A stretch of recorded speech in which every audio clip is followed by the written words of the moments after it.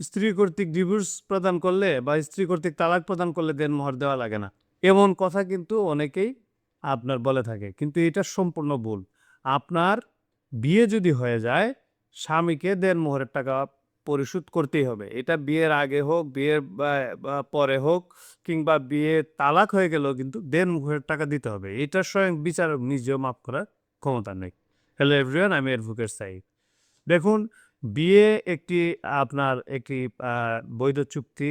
এখানে যারা আমাদের মুসলিম সম্প্রদায়ের যারাই বিয়ে করবেন, আপনারা সবসময় খেয়াল রাখবেন যে আপনাদের যে দেনমোহর সেটি আপনাকে অবশ্যই পরিশোধ করতে হবে।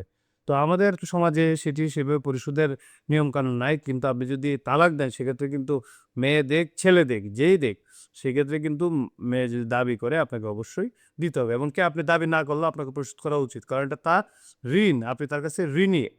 এরপরে আসুন, যদি আপনি তালাক দিয়ে দিলেন তাহলে কি শেষ? না। তালাক দিয়ে দিলেই কিন্তু শেষ না।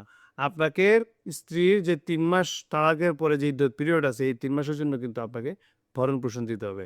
এমনকি আপনার যদি সন্তান থাকে তার খরপোশ, তার তার মেইনটেন্যান্স, তার পড়াশোনা, তার থাকা খাওয়া সবকিছু কিন্তু আপনাকে এনশিওর করতে হবে এবং আপনাকে প্রত্যেক মাসিক হিসেবে কিন্তু আপনাকে অবশ্যই টাকাগুলা দিতে হবে।